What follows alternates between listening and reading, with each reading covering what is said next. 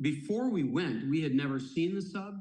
We didn't know anything about it. There's very little information on the website. I didn't know at that point that you drive the thing with an Xbox game controller. I didn't know that the ballast was, used construction pipes.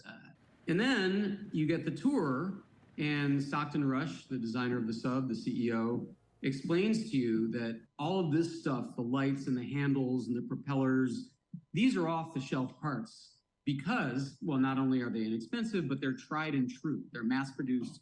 The part we care about is the pressure vessel, the capsule where the people are. And that he designed with NASA and the University of Washington.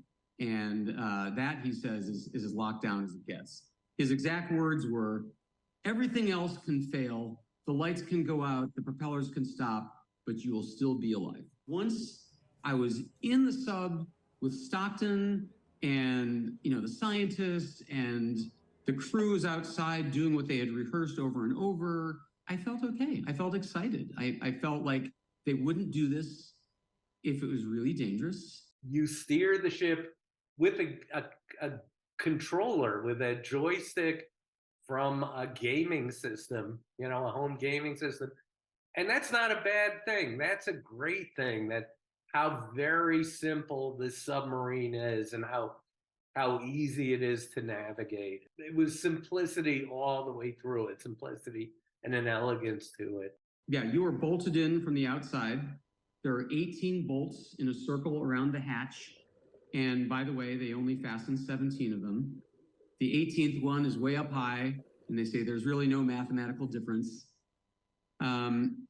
So you're right. The really nightmarish scenario is that they are alive at the surface, bobbing away, running out of air, and unable to get out.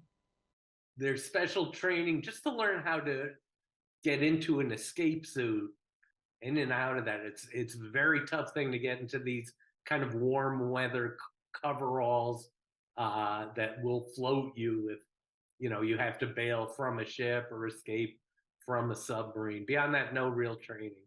When we went down, it was just, there were communication problems on every trip I've taken. Of the 4 separate dives I'd taken with Ocean Gate, every time there was a problem with, at least, sporadically communicating with the surface. And again, I don't think that's their fault as much as just that's the nature of the beast. When you're going 1,000 feet or 13,000 feet underwater, you're going to lose contact for a while. It's tragic, and I deeply feel for the families and the kids of these men. But I have to say, it comes with the life of a risk taker.